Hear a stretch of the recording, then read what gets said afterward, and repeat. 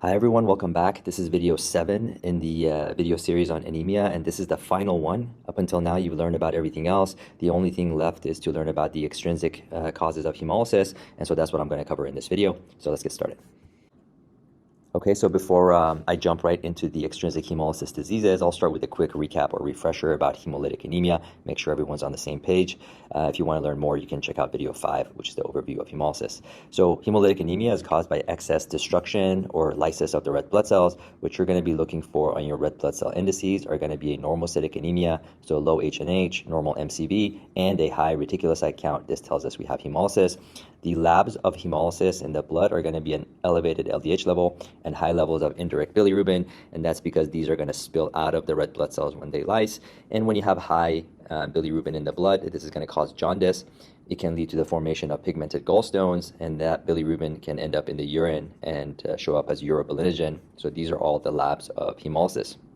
Now there's two ways that hemolysis is classified. First one is based on the location of hemolysis. So where's the red blood cells getting lysed, and those are going to be either intravascular or extravascular. So in intravascular, that means the red blood cells are getting lysed in the blood vessels, so intravascular. So in addition to these lab findings of LDH and indirect bilirubin, with intravascular hemolysis, you also get very low or absent serum haptoglobin, and then the hemoglobin that's getting released into the blood is going to end up in the kidneys, so we get hemoglobinuria and hemosideриnuria. So these three things are also markers of intravascular hemolysis, and we don't see these in extravascular hemolysis because here the red blood cells are getting lysed in the reticuloendothelial system, mostly in the spleen. So the main extra finding here is going to be splenomegaly because the spleen is going to get congested, working hard, lysing all of these red blood cells.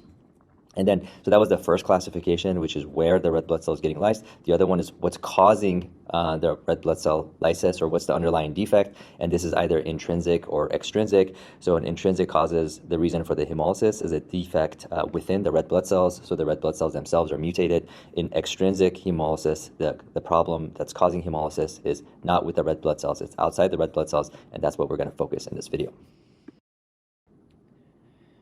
Okay, so here's our causes of hemolysis, intrinsic and extrinsic. So intrinsic is over here, and I talked about all of these in detail in the prior video in the series. So if you want to learn more about these, you can check out that video. But in this video, we're going to focus on the extrinsic causes. So again, the problem here that's leading to hemolysis is something outside of the red blood cells. So there's nothing wrong with the red blood cells themselves. They're inherently fine, but there's something else going on in the body that's causing them to get lysed up.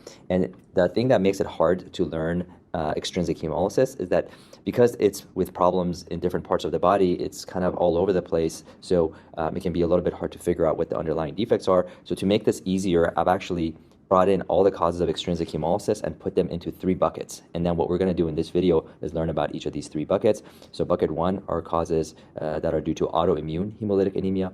Then we have causes that are infection of the red blood cells by a couple of parasites. And then finally, angiopathic causes. So we're going to go through each of these buckets in the rest of this video. And I'm going to start with bucket 1 right here, which is autoimmune hemolytic anemia.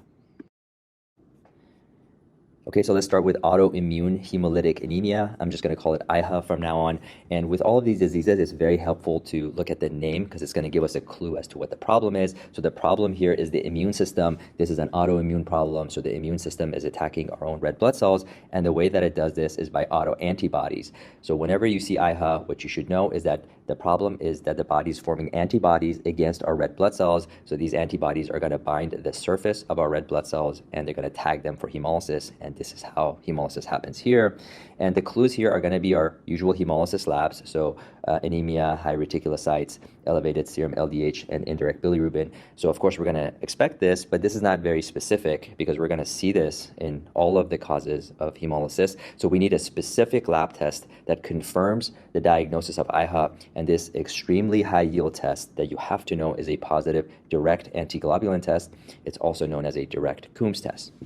So I talked about the Coombs test in a separate video in all of its detail. Here we're just going to focus on what's relevant for this diagnosis, which is a positive direct Coombs test. What this means is that this patient's red blood cells are coated with antibodies or complement proteins. And this is the definitive diagnostic test for AIHA.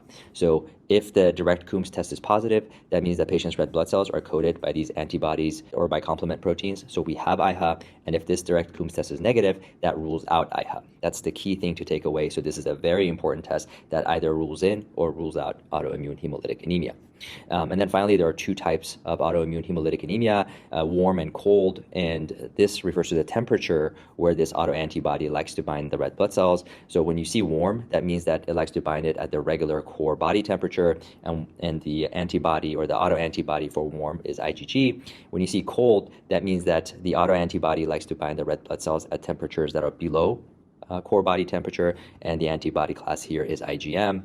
But the main punchline here is for AIHA, it's autoantibodies against the red blood cells. The confirmatory test is the direct Coombs test. We have warm and cold. We're going to jump into learning about those now. So let's start with warm AIHA. So the antibody class, as I mentioned, is IgG. So here's a little IgG antibody binding an antigen on the surface of our red blood cell. This is what's going to cause all the problem. This is warm, as I mentioned, because the temperature where this binding is happening is at core body temperature, which is considered warm. Since IgG is only a monomer, so you see it's only one little thing right here, it's not very good at activating and fixing the complement system. So the complement system does not really have a role in warm AIHA. So the way that hemolysis is going to work is that when this red blood cell that's tagged by this antibody now circulates around in the blood and ends up in the spleen, as it goes through that reticuloendothelial system, all of a sudden this macrophage is going to be like, hey, this red blood cell looks kind of weird. It's got IgG tagged on it. And what I have to do when I see these things is to try to phagocytose it, because I'm recognizing this now as an abnormal cell. So these splenic macrophages are going to try and phagocytose these red blood cells. What they do is they try to snip off the membrane, because that's what's attached by IgG. And as they chew off little pieces of the membrane ends up rearranging on the red blood cells. And so the red blood cells end up changing their shape from a normal biconcave shape into little spherocytes. And as those spherocytes circulate around in the blood again, they end up getting trapped in the reticuloendothelial system. And then finally, over time, these red blood cells get lysed. So the punchlines here are that the reason for the hemolysis is that the red blood cells are tagged by antibody, and this is going to lead to hemolysis in the reticuloendothelial system. Therefore, we have extravascular hemolysis. So that's the location of hemolysis in warm AIHA. And the blood smear findings are going to be spherocytes, and that's because the macrophages are chewing off bits of the membrane, and as the membrane is rearranging, it leads to the formation of spherocytes, which end up getting trapped again in the reticuloendothelial system and finally getting fully lysed. So of course, the direct antibody or the direct antiglobulin test, which is the direct Coombs test, is going to be positive because this is AIHA, and in this case, it's going to be positive against IgG because IgG is what's attached to the surface of these red blood cells. And then finally, as far as causes or what leads to warm AIHA happening, very commonly it's what we call primary or idiopathic. That means we don't know what's causing it, but there are some high yield secondary causes that you should know. So lupus and rheumatoid arthritis are a couple of autoimmune conditions that can lead to warm AIHA, so you have to know those. A couple of drugs, so beta-lactams, which are antibiotics, and alpha-methyldopa, which is an old school blood pressure medicine that nobody really ever uses anymore, but it does show up in USMLE hospital. So you need to know that these two are common causes for warm AIHA. And then finally, CLL, which is chronic lymphocytic leukemia. One of the complications can be warm AIHA. Okay, so now let's talk about cold AIHA and see how it's different. So the antibody class for this one is IgM. So you can see IgM right here binding to the antigen on the surface of the red blood cell. And the temperature here is going to be below core body temperature. That's why it's cold AIHA. So IgM likes to bind the red blood cells, not at regular core body temperature, but below. So it has to be a little colder. And the parts of the body where the temperature is a little colder are the most distal part of our extremities. So think about in our fingers and toes. So this is where this binding of the antibody to the red blood cell would be happening. And this was going to cause very painful cyanosis of the extremities of those little fingers and toes. And this is known as acrocyanosis.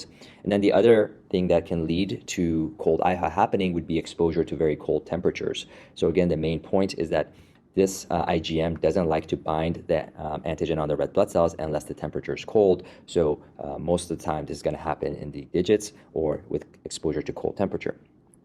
Now, as you can see here, IgM is a pentamer. That means there's like 5 of these things that are antigen binding site as opposed to just IgG that just had the one. So this means that IgM is really good at fixing complement proteins onto the surface of the red blood cells. So there's going to be a lot of complement activation and complement binding to the surface of the red blood cells as well, because they're going to get recruited by this IgM. So when it binds there, it's going to be like, hey, bring in the complement system as well. And this is different because in warm AIHA, we didn't have complement.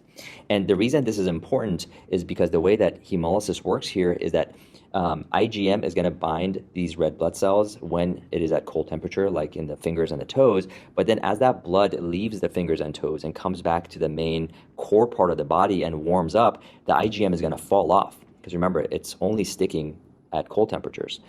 So if it was just the IgM that was a problem, then it would fall off and we'd be fine. But the problem is that when it got attached right here in the core temperatures, it also brought all the complement with it. And the complement doesn't fall off. So what happens is that as that blood returns to the main part of the circulation, the IgM falls off, but complement stays attached to the red blood cells. So the complement proteins are still coating the red blood cells. And so as these red blood cells now once again circulate through the spleen and the reticular endothelial system, they're going to encounter these macrophages again. And now these macrophages are like, wait a minute, these red blood cells are tagged with complement. That means there must be something wrong with them. So that means I have to phagocytose them. So once again, we're going to get extravascular hemolysis by the splenic macrophages, but this time it's because the red blood cells are tagged with complement thanks to the initial IgM binding. And so the main type of hemolysis in cold AIHA is also going to be extravascular hemolysis. Now, you'll notice that I also put a little bit of rare intravascular hemolysis because in cold AIHA, we also get a little bit of this. And the reason for this is because when the complement proteins are attached on the red blood cell surface, they can activate what's known as the MAC, which is the membrane attack complex. And so that can cause a lysis of the red blood cells when they are cruising around in the vasculature. And so you can also get a little bit of intravascular hemolysis here. That's different than warm AIHA, where we don't see intravascular hemolysis, but the main location of hemolysis for both is extravascular. Now, as far as blood smear findings go for cold AIHA, you're still going to get spherocytes for the same reason as we saw in warm AIHA, because the macrophages are chewing away at the membranes of the red blood cells and they're rearranging. But there's a second finding in cold AIHA, which is agglutinated red blood cells. And all this means is that the red blood cells are sticking to each other. So they look more like this in this picture. So you can see that they're all sticking to each other. And the reason for this, again, is because IgM was a pentamer. So when IgM bound to these red blood cells in the fingers and the toes, it brought a bunch of them to each other because it was able to bind to a bunch of different red blood cells with each of its little arms, bring them to each other, and cause them to stick to each other. So the other key difference in cold AIHA is that you get agglutinated red blood cells, and you don't get that with warm AIHA. The direct Coombs test is again going to be positive here because you have autoimmune hemolytic anemia, but in this case, it's going to be positive against complement protein, especially C3b, and because this is the protein that's binding to the surface or that's coating the surface of the red blood cells. And then finally, when it comes to the causes of cold AIHA, so again, it can be primary or idiopathic, but for high-yield secondary causes, we have mycoplasma pneumonia and mononucleosis. Notice they both start with the letter M for IgM for cold AIHA. And mycoplasma pneumonia is very high yield on exam questions. This causes atypical pneumonia. Very common type of exam question that's tested is somebody who comes in with symptoms of a walking pneumonia, and then they end up having hemolysis, and you have to be able to make this association. And then finally, the last cause here is CLL, which I mentioned for warm AIHA as well. It can cause both. So quickly summarize, antibody class is going to be IgG in warm, IgM for cold. Temperature binding, of course, is going to be at core body versus below core body. Little complement activation for warm, lots of complement activation for cold. So the macrophages and extravascular hemolysis are going to be responsible for the main type of hemolysis in both of them, except you get a little bit of intravascular hemolysis in cold AIHA as well. Both of them are going to have spherocytes, but cold AIHA is also going to have agglutinated red blood cells. Direct Coombs test is going to be positive for both, but it's going to be against IgG for warm and complement C3b protein for cold, and then the main causes of both down here. Okay, so before we move on from AIHA, let me just talk about this spherocytes real quick because I know they can be tricky and students always get confused about what's causing spherocytes. So I'm actually going to explain it here in a couple of minutes and just make it perfectly clear so you won't have any problems with it going forward. So a spherocyte is just a type of red blood cell that's round. It's spherical shaped instead of biconcave. And the other kind of key differences are that it is a little smaller than a normal red blood cell and it doesn't have the central zone of pallor. So it looks like this. And really, for your purposes, there's going to be two things that can cause spherocytes. Number one is AIHA. So either warm or cold AIHA. And this is what we just talked about. So autoantibodies that bind the red blood cells, plus minus complement, lead to some partial membrane phagocytosis. The red blood cell changes shape, we get spherocytes. The other cause is something known as hereditary spherocytosis, and I talked about this one in the last video in intrinsic hemolysis.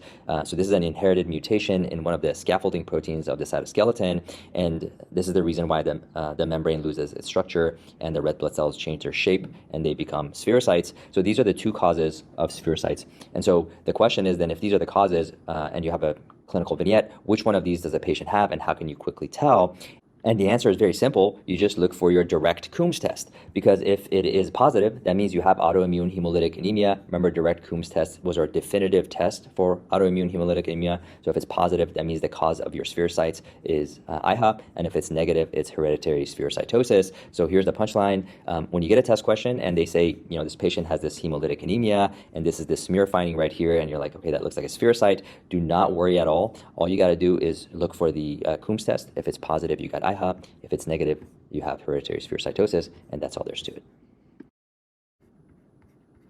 Okay, so one category down, we're done with AIHA. Let's move on to another one. Just for fun, I'm going to skip over infection and go to angiopathic next, so let's talk about that.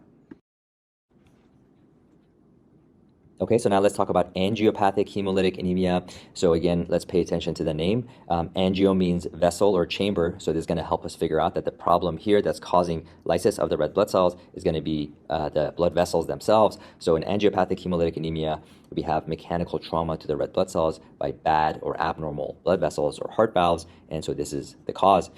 So the main clues for this one is going to be that since the red blood cell lysis is happening inside of the vessels, then this is going to cause intravascular hemolysis. So this is different than what we saw in AIHA just now, which was extravascular hemolysis. So in addition to our regular hemolysis labs, we're also going to get very low haptoglobin, hemoglobinuria, and hemosideриnuria, because the problem here is intravascular hemolysis. So this is a pretty good clue. But there's also lots of other causes of intravascular hemolysis. So we're going to need something more specific, basically, to tell us that this is the problem. And the most important clue that you really need to know for this, super high yield, is that on the blood smear for angiopathic hemolytic anemia, you're going to get schistocytes. And schistocytes are basically just fragmented red blood cells. So the red blood cells are getting fragmented by this mechanical trauma from the vessels and the valves. So they're going to look like this. They're circled on this peripheral blood smear right here. You can see the abnormal shape of them, and they basically just look like red blood cells that have been sheared or shattered. And so the clue here to remember what schistocytes are remember shattered or sheared, and this is basically telling you that these are fragmented red blood cells. And there are two types of angiopathic hemolytic anemia, micro and macroangiopathic, and this depends on the size of the vessels or the chambers where the red blood cell lysis is occurring in. So in microangiopathic, the problem is that the red blood cells are getting lysed in small vessels, whereas in macroangiopathic, it's in big vessels, or essentially big chambers, which are going to be by the heart valves. And so for the rest of this now, we're going to start going through each of these. So let's start with microangiopathic next. Okay, so in microangiopathic, the problem is micro, so red blood cell lysis in small blood vessels, and specifically it's happening in the arterioles or the capillaries. This is where the red blood cells are getting lysed. And as far as causes of microangiopathic, you can think of two major causes. Number one is hypertensive emergency. So this is when you have really high blood pressure with end organ damage, and this is what makes it an emergency. So what would happen here is that the red blood cell is circulating in this small blood vessel, and the high blood pressure is going to keep squeezing on it, and this increased blood pressure is going to cause it to lyse. Now, the other cause of microangiopathic hemolytic anemia is microthrombi, and what happens here is that, as you can tell by the name, we have small clots or microthrombi forming on the inner lining of the vessels like this. So they're going to cause lysis of the red blood cells as it tries to squeeze through them. It gets a mechanical trauma, and it lyses, and we get intravascular hemolysis. And these are the four main causes, and these all sound pretty similar to each other, and they can students often confuse them. So what I'm going to do in the rest of the video, or at least in the next upcoming few slides, is go through each of these and compare them with each other. So let's start with DIC first. But what you should know is that the underlying problem that leads to intravascular hemolysis for all of these is the formation of microthrombi. So what we're going to learn is what is causing the microthrombi in each of these things, and that will be a good place to start as you're trying to learn how to differentiate them from each other. Okay, so let's start with DIC, which stands for disseminated intravascular coagulation. And the word I would focus on here is coagulation, because this refers to the the horrible, horrible coagulation cascade that you remember with all those different factors. And so the reason that I think this is the part to focus on is because this is the only one of all four where you're going to have a problem with the coagulation cascade. So in all four of them, there's a problem with excess platelet aggregation and microthrombi, and that's what leads to hemolysis, right? So that's common in all four of them. For each of them, you have to figure out what's different. And the thing that's different in DIC is that in addition to that, you also have unregulated, uncontrolled activation of the coagulation cascade. That's the problem here, and that's what you should remember, because that's how you're going to distinguish this from the other ones. So the problem is unregulated activation of both the platelet cascade and the coagulation cascade. So we're going to get microthrombi, as we talked about. That's the underlying issue in all four of these diseases. Microthrombi is going to cause red blood cell lysis, as you just saw, and we're going to get schistocytes, because we get that with all angiopathic hemolytic anemia. This platelet activation is going to also lead to platelet consumption. So what does that mean? That means that when you have all these little microthrombi, these are all formed by a whole bunch of platelets aggregating and clumping with each other. Well, that's going to consume or use up our platelets because now they're all balled up in these little clots. What that means is that the amount of platelets that are now circulating in the blood is going to be low because they've all gotten consumed or used up. Therefore, we're going to have a decreased platelet count, which is known as thrombocytopenia. So this is the other key feature that you're going to see in all four of these conditions. And then finally, number 3 is the clotting factor consumption. And that's what I was talking about here earlier. Remember, this is a coagulation cascade problem as well. So in addition to using up and consuming your platelets, you're also consuming all the clotting factors, and therefore you're going to have abnormal coagulation labs, which is going to be an increase in your PT-INR, an increase in your PTT, and an increase in D-dimer. And I keep stressing this, and this is really important because number 1, clinically it's important, but number 2, these abnormal labs are going to be the way that you can distinguish DIC from the other 3 causes, because in those causes, these labs will be normal. In DIC, these labs will be elevated. Now, the symptoms of DIC, of course, are going to be related to lots of bleeding because your platelets are getting consumed and your clotting factors are getting consumed. So what you're going to end up with is somebody who has excessive hemorrhage. And so clinically, this is going to present as someone who's having oozing and bleeding from their IV sites, and from minor injury and puncture wounds, they're going to be a lot of hemorrhage. We're going to get petechia and purpura as a consequence of the consumption of the platelets. And then finally, these patients are going to be critically ill. So they'll have organ failure and they'll be in the ICU. DIC is a very, very critical, serious condition. And then the final thing to know about DIC at this stage is what can cause DIC. And there's not one single cause to DIC. It's sort of an end pathway for a lot of different bad things to the body. And in my practice in the ER, I usually see DIC as a consequence of either sepsis or trauma. But there are other causes as well that I've listed here. And I try to actually come up with a mnemonic for you because I noticed that the first letters go in alphabetical order. So M for malignancy, N for nephrotic syndrome, O for obstetric complications, P is for pancreatitis. There is no Q, but we can skip that. And then we have R for rattlesnake bites, S for sepsis, and then T for trauma and transfusion reactions. And so these are the main causes of DIC. Okay, so now let's talk about TTP, thrombotic thrombocytopenic purpura. And to learn about this, I have to first make sure that you know what von Willebrand factor is. So von Willebrand factor is a factor or a protein that is in the vascular endothelium. And if it's exposed, that means that it's going to stimulate platelets to bind to it and aggregate to each other. And it's going to basically lead to formation of small clots. So it's going to be inducing platelet activation and aggregation. That's the job of von Willebrand factor. And then ADAMTS13 is the other thing we have to define, and this is a protease. So this cleaves von Willebrand factor multimers, and so this helps keep von Willebrand factor in check, because if the multimers pile up too much, they're going to aggregate too many platelets, and then we're going to get formation of microthrombi and clots. So ADAMTS13 is an important protease that helps keep this platelet aggregation in check by cleaving or breaking down von Willebrand factor.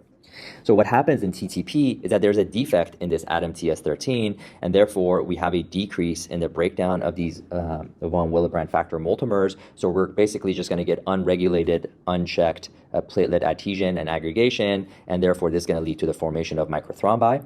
And so when we have microthrombi, of course, we're going to get the red blood cell lysis and schistocytes, as we saw. And again, this is going to lead to consumption of the platelets in forming those little thrombi. So again, we're going to get thrombocytopenia, which can cause purpura and petechia. So these 2 findings are going to be present in all 4 of our conditions. Now, what can cause TTP? So the most common cause is an acquired formation of autoantibodies against ADAMTS13. So the main cause of TTP is our body develops an autoimmune condition, which is basically autoantibodies against ADAMTS13. And this usually occurs later on in life, so after the age of 40, and it's more common in females. There's a rare congenital cause of TTP where you have an inherited mutation in the protein, but more common is going to be this autoantibodies. So if you get this on a test question, most likely they're asking you about this autoantibody cause. And one thing that used to always confuse me is if this is also caused by autoantibodies, then why isn't TTP considered AIHA, as we talked about before? And the reason for this is that AIHA, which is the warm and the cold autoimmune hemolytic anemia, is a very specific definition. That's when you have autoantibodies that are directly binding the surface of the red blood cells. That's AIHA. This is different. Here you have autoantibodies. This is an autoimmune condition, but here those autoantibodies are binding another protein that is not on the surface of the red blood cells. So even though the impact is going to be red blood cell lysis eventually down the line, this is not considered autoimmune hemolytic anemia because the autoantibodies are not directed against antigens on the surface of the red blood cells. So how are we going to make the diagnosis of TTP? There's a classic pentad that means 5 things clinically. Number 1 is microangiopathic hemolytic anemia. So we talked about that. Number 2 is thrombocytopenia. We talked about that. Number 3 is fever, and this is just indicating abnormality in the immune system, which makes sense because this is an autoimmune condition. And then the last 2 are neurological symptoms like altered mental status and renal injury, so abnormal kidney functions. And the reason for this last 2, the neuro and renal injury symptoms, is because the formation of the microthrombi is going to impair vasculature in those parts of the body and lead to clinical problems from lack of blood flow. So this is the pentad for TTP, and you have to know this, but you also should know that it is actually very rare for all 5 of these to be present. So on a test question, you shouldn't expect to see all 5 of them to make the diagnosis because clinically it's also very rare for all 5 of them to be present. So what you should kind of know to expect to at least consider this diagnosis is if you see a patient with microangiopathic hemolytic anemia and thrombocytopenia, you should start to think about TTP and then compare it with the other causes that we're learning about to see if this is more or less likely. Most of the time you're going to get at least one of the other symptoms, but again, just because you don't get all 5 of them doesn't mean the patient doesn't have TTP. So the punchline is you should know that these 5 are the pentad for TTP, but don't just rule it out because you don't see all 5 of them on your test question. And then let's talk about the treatment for TTP. So remember that our problem here is autoantibodies. And so the way that we want to treat this is by getting rid of the abnormal antibodies and by suppressing the immune system. And the number 1 main treatment for TTP is plasma exchange. The reason for this is that the patient's plasma is where the autoantibodies are located. So what you're doing is removing the patient's plasma and exchanging it with quote unquote good plasma that doesn't have those antibodies. And this will be a quick way that you can try to fix the problem. The other way that you can help is by giving glucocorticoids because of course, they suppress the immune system, and this is an autoimmune condition. And then finally, you can also use a medication called rituximab. This binds CD20, which is the marker on B cells, and it causes them to undergo apoptosis. And of course, antibodies are made by B cells, so by suppressing them and causing them to apoptose, then you can reduce the production of these autoantibodies, and so that's why this can also be used in this condition. Okay, so now let's talk about hemolytic uremic syndrome. So here, hemolytic is red blood cell lysis. Uremic means renal failure. So this will help you figure out, again, in the name, the key features here are going to be hemolysis and kidney failure. And the cause of this is a bacterial toxin known as a Shiga toxin. And when this toxin circulates around in the blood, it damages the endothelial lining of blood vessels. And so it's going to lead to platelets undergoing adhesion and aggregation, forming the microthrombi, and the microthrombi are going to cause red blood cell lysis, formation of schistocytes, and you're going to get platelet consumption and thrombocytopenia. So all of this is just like we saw with DIC and TTP, but the difference here is that the cause is the Shiga toxin.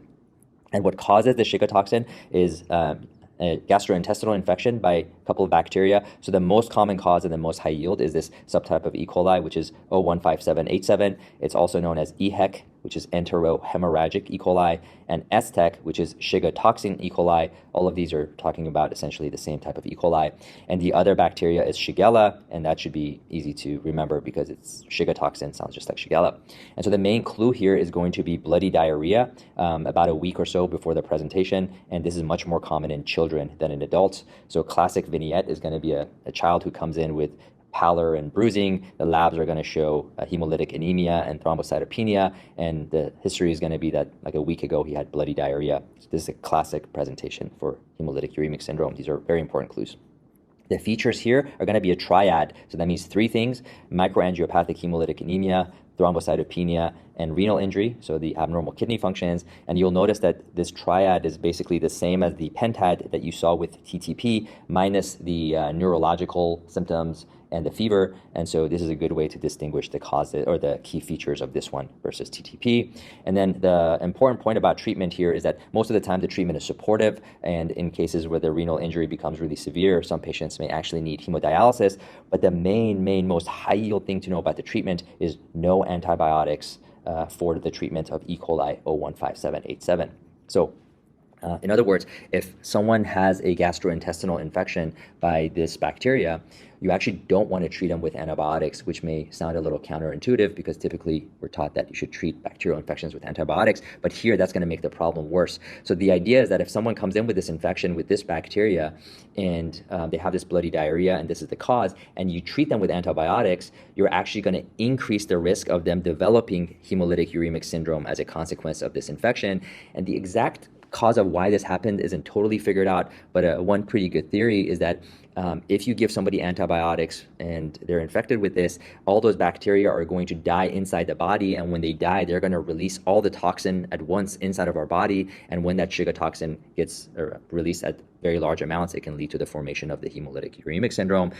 So the main point here is that for E. coli 015787, you should not treat it with antibiotics. And you also see this when you're doing your clinical rotations, that when you have a kid who presents with diarrhea, you rarely use antibiotics to treat them, and one of the reasons for that is to try and avoid this potential complication. Okay, so now let's move on to the final disease in this category of microangiopathic hemolytic anemia. So I get to use my corny joke here to tell you that I get to help you learn about HELLP syndrome.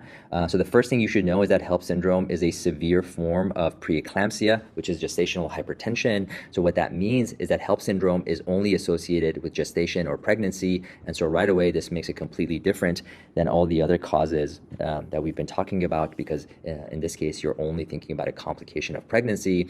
And the exact cause of how this happens isn't fully clear. And I talk about preeclampsia in a separate video, but for now, all we need to know is that the problem is you have very high blood pressures and endothelial dysfunction, so damage to the endothelium of the blood vessels, and this is going to lead to the formation of microthrombi. And so we get what we normally get with microthrombi, which is red blood cell injury and schistocytes. We get the consumption of platelets, which is thrombocytopenia. So again, these two happen with all of these causes. And then the third thing that we get that's unique here is liver inflammation. Again, not sure exactly why this happens. Don't know, don't care. All you need to know is that liver inflammation, which can lead to right upper quadrant pain, is a very important, unique feature of HELLP syndrome that can help you distinguish it from the other causes. And so the clues here are going to be that HELLP syndrome is only associated with pregnancy. And this isn't going to happen like anytime in pregnancy. It's usually only going to happen after 20 weeks of gestational age. So if you have someone who's like 6 weeks pregnant, this isn't going to be HELLP syndrome. So after 20 weeks of gestational age, all the way up until delivery, and in fact, all the way up until 1 week after delivery. So postpartum, for the first week or so, you can still get HELLP syndrome. So this is a very important time frame for you to know as far as a clue for HELLP syndrome.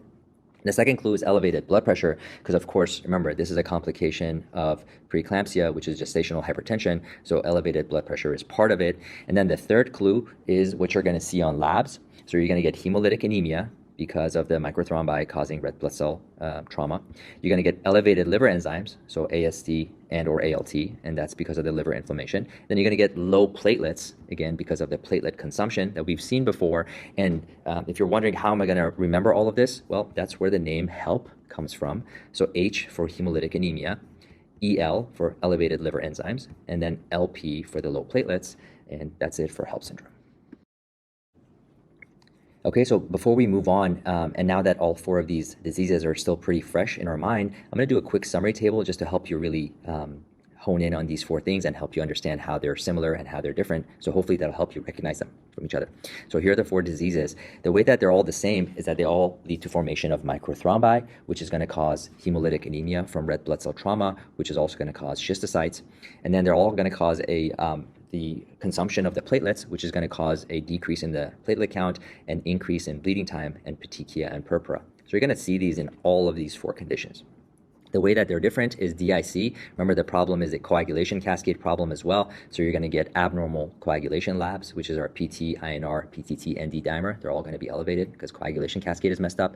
Hemolytic uremic syndrome is going to be preceded by bloody diarrhea in a child, because this was caused by Shiga toxin. TTP is going to be in adults, and this is going to have a pentad, so it's going to have the same triad as HUS, plus neurological symptoms and fever. These are all the potential symptoms.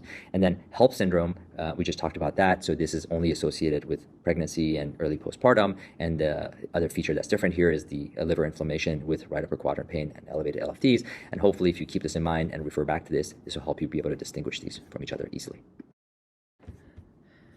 Okay, so now let's switch gears and talk about macro angiopathic. So macro means big. So here the red blood cell lysis is happening in the big vessels, which are basically the heart chambers. And the only thing there that can lyse red blood cells is abnormal heart valves. So the problem here is going to be abnormal heart valves causing red blood cell lysis. So here's our normal red blood cell right here. It's going to enter the heart here, and as it's going to go through the different chambers, it's going to get lysed by whatever abnormal valve is the problem, and as it comes out, it's going to look like lysed red blood cells and schistocytes. This is the problem in macroangiopathic hemolytic anemia. Lysis is occurring right here by the valves. And there are 2 main causes here. Number 1 is severe aortic stenosis. So this means the opening of the aortic valve is stenosed or too narrow. And remember that the aortic valve is the exit door of the left ventricle, and the left ventricle is the most muscular, high-pressure chamber in the heart. So when that left ventricle is squeezing down with all of its power and pushing out the blood, those red blood cells are going to get forcefully slammed through that narrow opening, and that's going to cause them to get injured and lyse. And then the second cause is prosthetic valves. So this means that a person's valve has been surgically replaced by a prosthetic. And these prosthetics are supposed to function exactly like the native natural valves do. But of course, nothing is 100% perfect. So one important complication that can happen from these surgical valves is the lysis of the red blood cells as they go through them. And that is it for macroangiopathic hemolytic anemia. Okay, so that's it for angiopathic hemolytic anemia. The only thing that's left now is the extrinsic hemolysis caused by infections. So let's finish the video by talking about this last bucket. Okay, so now let's talk about this final cause of extrinsic hemolysis, which is infection of the red blood cells. So the cause here is red blood cells being infected by protozoa, which are a type of parasites. So as these protozoa actually invade and get inside the red blood cells, they will cause them to lyse, and this happens inside of the blood vessels. So this is going to give us the findings of intravascular hemolysis. And your main clues here are going to be, number 1, symptoms of an infection, and especially a high fever. So it would be very, very unlikely that a test question is going to present as a vignette without a fever, because it's just such a prominent feature of these infections. So one of the first clues to look for is high fevers. And then the second clue, and the one that really confirms that this is the problem, is the blood smear. So you can actually see the protozoa inside the red blood cells on the blood smear, and this is going to be your high-yield confirmatory diagnostic test. And there are 2 protozoa that cause this. First one is Malaria, second one is Babesia, and you actually need to be able to figure out which of these 2 is the pathogen that's causing the problem, and you have to do this based on their unique features. So I'm going to go through and compare those on the next slide. Okay, so let's compare Malaria and Babesia. I think the most effective way of doing it is just with this table, comparing their key features so you can see how they're different. So in Malaria, the cause is the protozoa, which is Plasmodium, and there are 4 species: Plasmodium malaria, Vivax, ovale, and falciparum. And malaria is spread by a vector, and this vector that transmits malaria from one person to another is the Anopheles mosquito. And this mosquito is primarily found in tropical areas of the world, so mainly Africa, Asia, and South America. And this is exactly why malaria is only endemic to these regions right here. Now, when malaria invades a person, when it enters our body, it first goes to the liver, and that's where it replicates before spreading to all the rest of the body. And so this is called the liver stage. And so this is an important part of the life cycle in malaria. And sometimes what happens with a couple of the species, especially Vivax and ovale, can actually lay low and stay dormant in the liver for months and years. And so they can cause a reactivation many years later. So this is known as the dormant form, and it's one of the complications of malaria if it's caused by either Plasmodium vivax or ovale. The next thing is about cyclical fever. So I mentioned that both malaria and Babesia, one of their key features is going to be that they're going to have a fever. But with malaria, one of the important and very, very high yield features about the fever is that it occurs in a very cyclical pattern, especially with Plasmodium malaria, it occurs every 72 hours. And with Plasmodium vivax and ovale, it occurs every 48 hours. And so this is one of those things that's going to really point to malaria, and on a test question should help you figure it out. And then finally, on a blood smear, which as I mentioned before is the way that you make the diagnosis, there are two key findings that you're going to be looking for. So first one is the ring form. And basically what this describes is that the protozoa actually kind of looks like a ring inside of the red blood cell. So this is the red blood cell, this is the protozoa, and it looks like a little ring inside of it. So this is the classic finding of malaria. And then the other one is something known as Schuffner stippling. And all this means is that there's red stippling of the red blood cells in malaria. And that's just because of some of the morphological changes that red blood cells undergo when they get infected by malaria. You don't need to know that level of detail. You should just know that the blood smear in malaria can show this ring form showing the protozoa inside it, as well as the Schuffner stippling. Okay, so now let's talk about Babesia and how it's different. So the cause is a different protozoa. It's Babesia species, and the main one is Babesia microti. The vector is the Ixodes tick. So it's not a mosquito, it's a tick.